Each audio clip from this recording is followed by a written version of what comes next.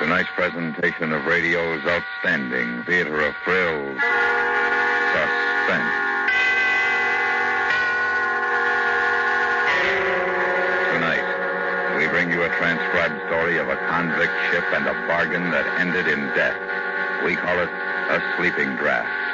So now, starring Ben Wright with Abraham Sofair, here is tonight's suspense play, A Sleeping Draft.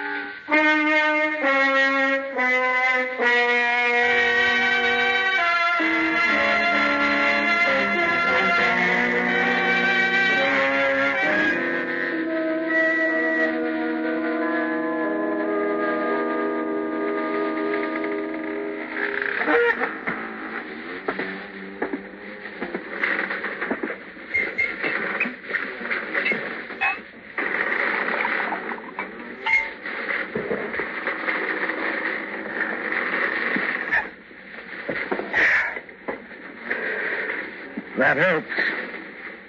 But it's like I say, you can't forget. You can never forget. It's at night, if you think about it, with the water outside rushing past the hull. That's when you think that it can never be the same. You can't trust anybody. Never. Not a soul. I can tell you. You just can't trust them. Not even yourself.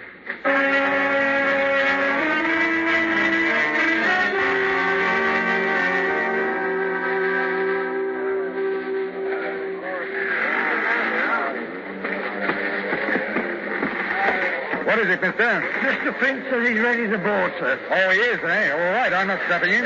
Sir. He insists on bringing them aboard one at a time. What? Does he think I'm going to miss the tide? There's over 400 of them. It'll take hours. That's what I said, sir. Mr. Finch, come aboard if you please. I'm sorry, sir. I should have resigned. Stinking, filthy, poor devil cargo.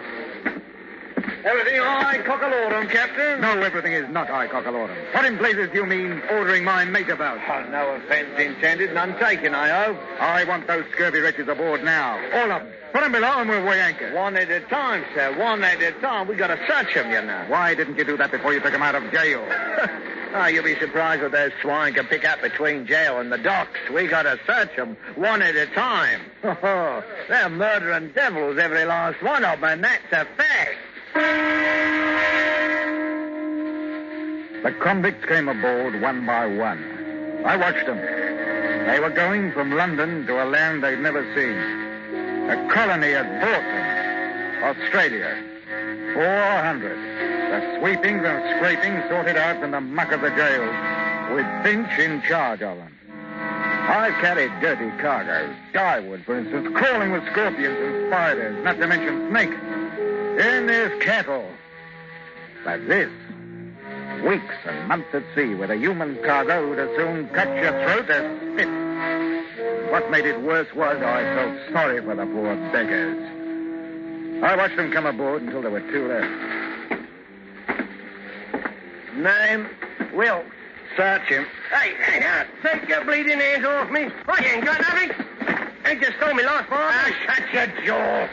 That's enough, Finch. I won't have the cat used on my ship. I got enough of it where they're going. Oh, you are a trusting soul, you are, Captain. How'd you like that between your ribs, Captain? Touch of the cat's a lot better than letting this swine bring a knife aboard, eh? Take him below. I don't know how they do it. Help me, I don't know. You got to watch him for them, now. Next. Right. Oh, here's a terror. Look at the size of them, eh? Dangerous swine. 3 murders in Australia. Escaped. He's in for it when he gets back. Name? Abbey. Jonathan Abbey. Abbey. Well, a gentleman in chains. I am sorry, your worship. Forgive us for daring to lay hands on your highness. I'm sure as how you've been wrongly accused. That's enough, Finch. Search him, take him below. I want Mr. Jonathan Abbey shackled. He's a prize, he is. We mustn't let anything happen to him.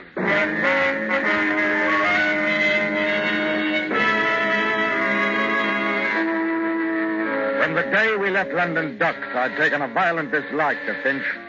He seemed to be happiest when he was laying about him with his cat on the convicts herded like sheep below deck. He kept them quiet enough, but one night I decided to have it out with him in the cabin. I made it strong, I can tell you, so that even he could understand what I meant. You all finished, Captain? All right. Now you hear me out. They're a bad lot. 400 of them. All bound for Australia. They don't want to go. You follow me? Now, there's that bloke, Abbey. Soon as we touch Sydney, the game's up for him. They'll hang him, sure. That doesn't mean that you have the right to make life even worse for him here. No. We find out what you think we'll be. What would you do if you was down there? I'll tell you. You'd get hold of the ship, that's what you'd do, and it'd be easy. They're locked in. We've got a guard. You don't know them like I do. There's another thing. When I searched them, there was 1 to 5 sovereigns stowed away on every man, earned or stolen. That'll come to over £1,000 by my figures. They're entitled to that money. It's little enough to take to a wild country. True. But there's them down there what'd slit the gullet of any man for a shilling. And you asked me to be dainty with them. That's the way he talked to me. Well, I can tell you that I didn't feel easy anymore. I did something I hadn't done for a long time. I broke out 2 pistols from ship's stores and kept them under my pillow.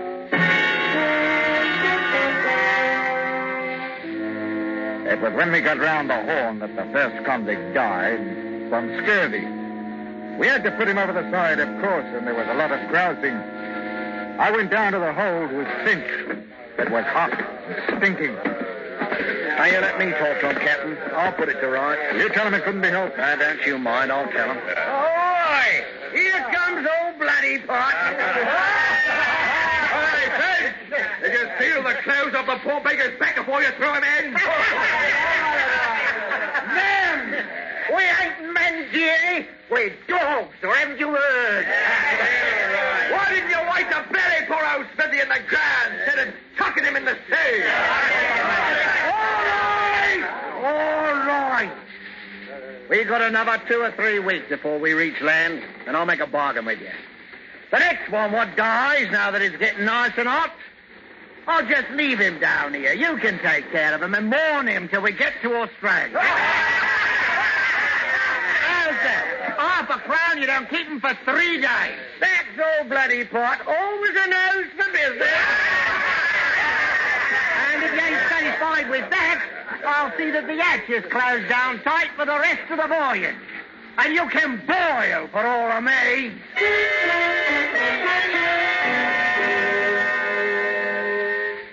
That seemed to settle it for a time.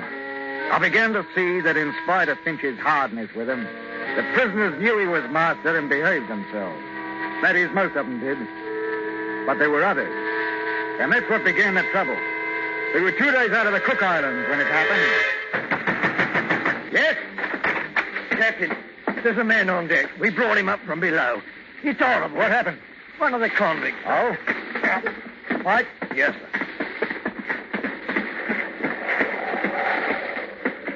Here with me, Captain. Mr. Darling ain't much of a surgeon, I must say. Oh, I did what I could. He must have been dead before we got him up here. What? Why, he's been cut to pieces. Not half of that. How did it happen? Well, I heard him shout. I went down into the hold, and there he was, propped up like against the bars with his arms through, holding them up. Poor devil.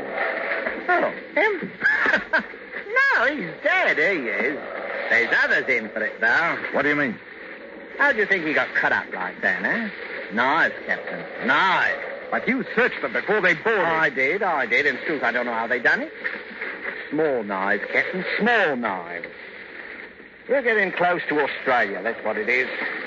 Whoever's got them knives is after money. £1,000 or more what's on this cursed ship. I don't see how... Oh, you are a trusting soul, you are, Captain. Maybe there's a dozen of them, maybe 20 with knives. You follow me? They'll run the others and rob them blind. Gold sovereigns, Captain. You didn't forget, did you? If anybody objects, cut him up into small pieces, just like this one. We've got to go down there and put a stop to it. Yes, I don't think. How many guns you got aboard? Well, 2 pistols and 4 muskets. That's a fat lot of good. Oh, well, must take the sweet with the sour, like they say. We can try, no harm in that. Mark my words, Captain, before we get to Sydney, all of us will probably have our throats cut. Come on. Finch and I, with 2 seamen, armed ourselves and went down into the hold and stood outside the bars. The men inside were quiet, very quiet. They just looked at us, dark like. You man! I'll talk to him. Now listen to me. We know some of you are carrying knives. I want you to throw them out here. Nothing further will be said about it if you do as I say. Well? Captain, my porridge wasn't hot enough this morning.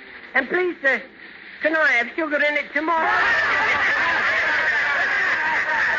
That ain't the way to talk to this scum. The captain's a gentleman. I'm not. You know me, don't you? We know you all right. You, Abby. You listen to me. I'm giving you till tomorrow morning to throw them knives out here. Till morning. If every blasted one ain't out of your dirty hands, I'm going to have you flogged. Every ruddy one of you. 50 lashes. You hear me, Mr. Abbey? I'll think about it. Till morning and then 50 lashes. You think about that, Mr. Abbey.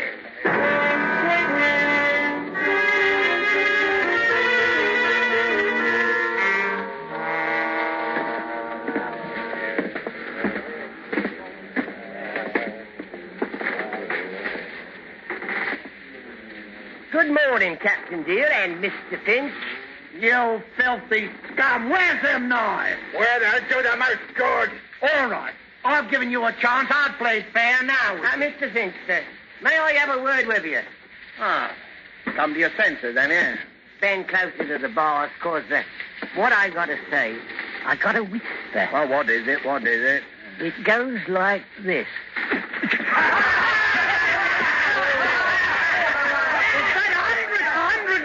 Wilk.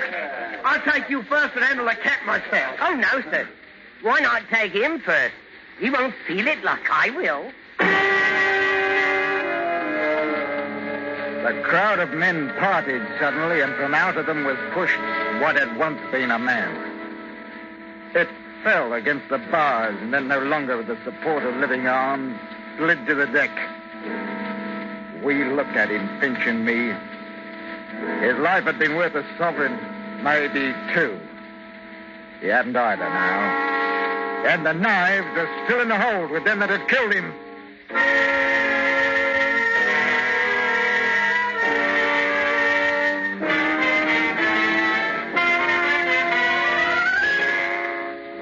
You are listening to A Sleeping Draft, tonight's presentation on radio's outstanding theater of thrills, Suspense.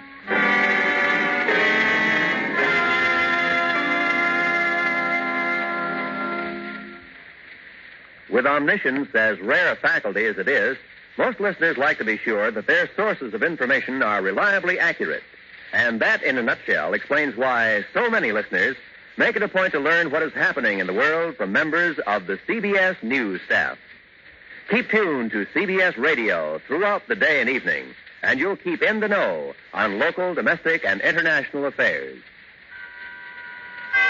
And now we bring back to our Hollywood soundstage Mr. Ben Wright and Mr. Abraham Sofair, starring in tonight's production, A Sleeping Draft, a tale well calculated to keep you in suspense.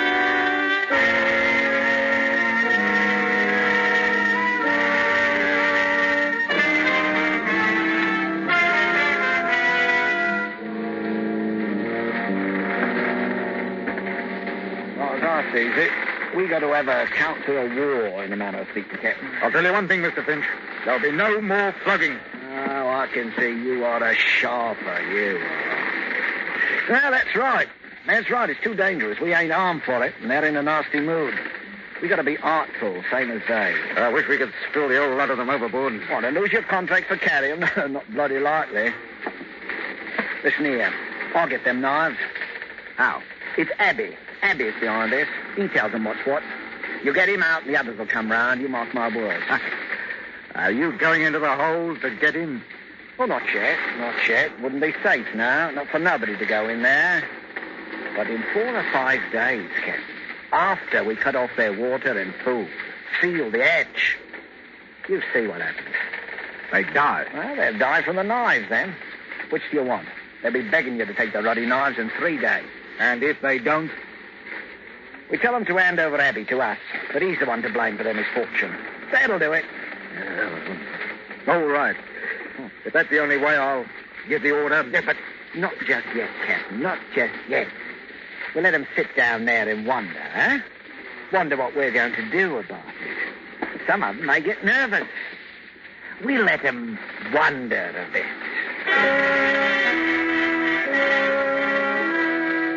I didn't see Finch the rest of the day. The barometer had fallen suddenly, and with it came a storm. I can tell you I had my hands full for the next 24 hours. There was no time to worry about what was going on in the hold of the ship, but I didn't think they'd have much stomach for knifing each other and killing. Next morning at breakfast, Finch didn't turn up. He didn't turn up at all. We searched the whole ship. And then I went down into the hold, and that's where he was. And he hadn't died quickly. Someone had held him against the bars, and the others had... He hadn't died quickly. Present for you, Captain. Who did this? Who did it? I wouldn't waste sleep mourning him, Captain. He was a bully, no better than us, except that he was outside. Abby, I thought you were shackled. I was, but Mr. Finch kindly supplied the key to unfasten me. Oh, you're going to pay for this. All of you? Where are those knives? In here, Captain. Want to come in and get them? You pay for this? You're repeating yourself, Captain. Good morning. The blasted convict had dismissed me, like I was a clerk in an office. And there wasn't anything I could do about it. With Finch out of the way, they knew I was an easy mark. It was the nights that got on my nerves. I could hear things happening. Lots of things. And it was awful. Those devils with the knives. And then each morning we'd have to pull out 6 or a dozen, all cut about and bleeding. Most of them died. And those with the knives were getting money. Money they stole from the victims. I began to be afraid of my crewmen, that one would take a bribe, let that murdering crowd out. I walked around with 2 pistols in my jacket all the time. And then late, one afternoon, something very bad happened. I was standing by the wheel. Captain! Captain! Here, Bosun. He got out, sir. Got out, Who? The big one, Abby. Two of us were standing guard. We heard a scream. It was Abby. He'd been stabbed. Benson opened the grill to get him, and Abby bashed him on the head and bolted. What about the others? I got the grill closed in time. It's tight enough. He must be somewhere on the ship, sir. Unless he went overboard. Not that one. He's up to mischief. Take one of my pistols, mister. Aye, sir. Pass out the muskets. I want every inch of this ship searched. If he puts up a fight, shoot him. You hear me? Shoot him.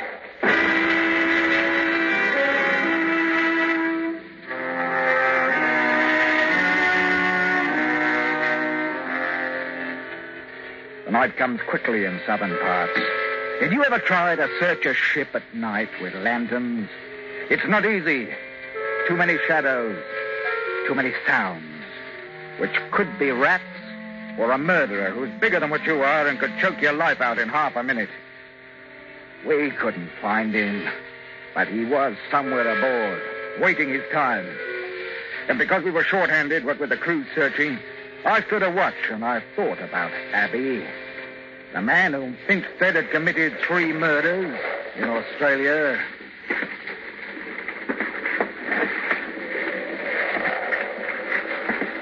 Don't turn around, Captain. It's only a little knife, but don't move. What do you want? Talk.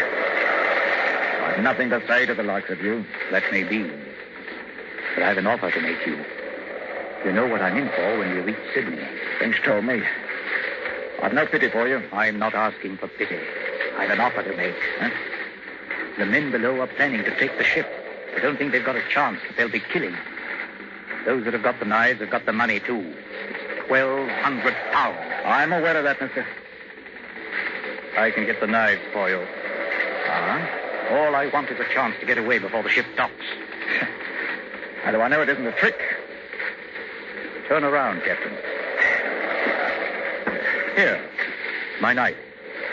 Will that convince you? You must have a pistol. You can shoot me if you want. What makes you think that you can get the knives away from me? I can. That's all you need to know. I couldn't help you openly, you know that. You were put aboard as a murderer. You're in my charge, and it's my job to turn you over to the police as soon as we arrive. Then? If you could get the knives, though, I might be able to give you a chance to clear out. That's all I want. A chance. All right. I must have a pistol. What? A pistol. You take me for a fool? No. It's the only way to get the knives. Yes, I'll give you this pistol and you shoot me down. Not likely. If I'd wanted to do that, Captain, I'd have cut your throat 2 minutes ago. Yeah. But you're a murderer. I know. No, you can't have it. It's either them or your ship, and probably your life. Well? You talk like a gentleman, but suppose you want my pistol so that you can free them. You just have to trust me, as I trust you, to give me a chance to get away.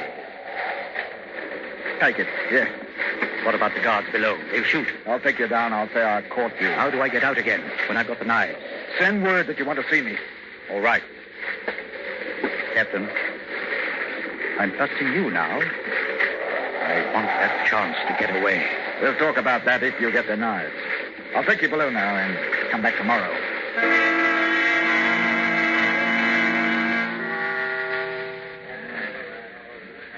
Keep your voice low. They think I'm tricking you into making a bargain. They think I stole the pistol. I told them I had to have the knives to make you believe that we wouldn't make trouble. I said we'd take over the ship tonight. What do you want me to do? Leave me the key to the grill. I'll slip out tonight and bring you the knives. They'll want you to let them out, too. I won't. I'll lock it. How do I know you will? You don't. You'll have to trust me, won't you? Yeah. Do they know about this plan? All except for the fact that I'm going to lock them in once I'm out. Now, give me the knives now. No, they'd know something was wrong. I'd never get out alive. Give me the key. All right. Here. Tonight.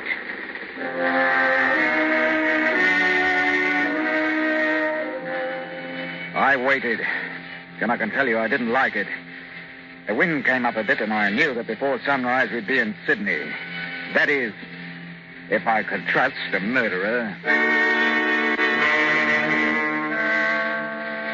At 10 o'clock that night, there was a tap on my cabin door. One of your crew nearly caught me coming down here. I've kept my side of the bargain. Oh, you needn't worry. The knives are all there. Here's your pistol. No. You may need it. Oh, thanks. Now, how do I get away? We'll be in port in about 6 hours if the wind holds. You stay aft in the longboat. Mm-hmm. When you hear the anchor go, drop over the side and swim for it. Very well. I'll try to anchor as close to land as possible before I take her in. If I can land without being seen, I've got some friends who'll hide me. Yes, well, I don't want to know about it. Just remember, when the anchor's let go, that's your signal. Thank you, Captain. I trust you. I'd like to shake hands with you. I took the hand of the murderer, and we shook hands like old friends. And then he was gone.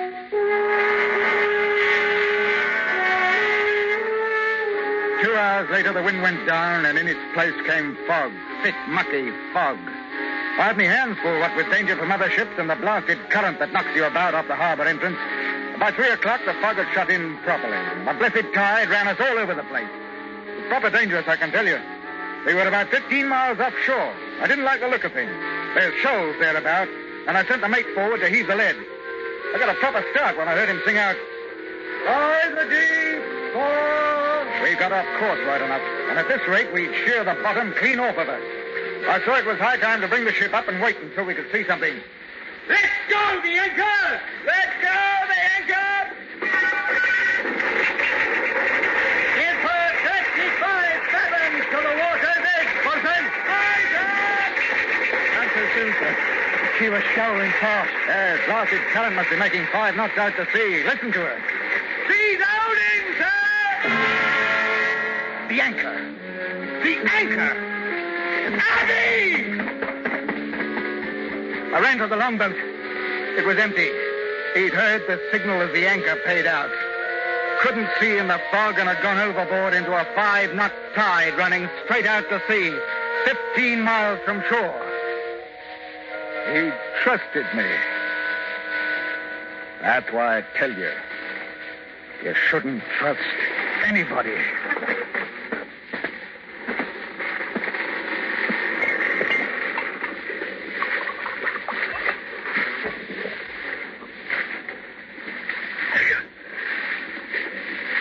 Sometimes it's hard sleeping at night. When you hear the water outside, you think. That's when it's hard to sleep.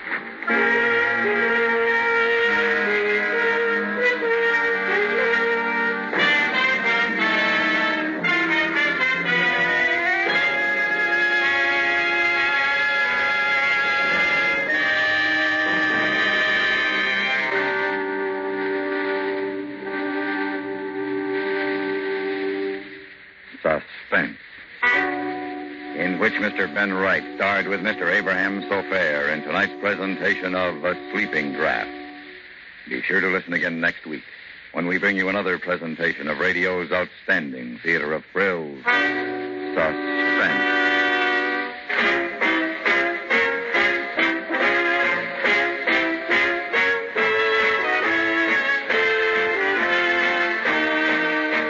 Suspense is transcribed in Hollywood by Anthony Ellis. Tonight's story was written by Weston Martyr and adapted for radio by Mr. Ellis. The music was composed by Rene Garrigank and conducted by Wilbur Hatch. Featured in the cast were Abraham Sofair, Eric Snowden, Hans Conried, Charlie Lung, Stan Jones, and Raymond Lawrence. Got money to burn? Well, neither has Uncle Sam. The nation cannot afford to let precious timber go up in smoke. As an American, you cannot afford to let a carelessly tossed cigarette start a forest fire that may cost millions of dollars and may even cost human life. Help keep our forest lands green and growing. Stay tuned now for 5 minutes of CBS News, to be followed on most of these same stations by My Son Jeep.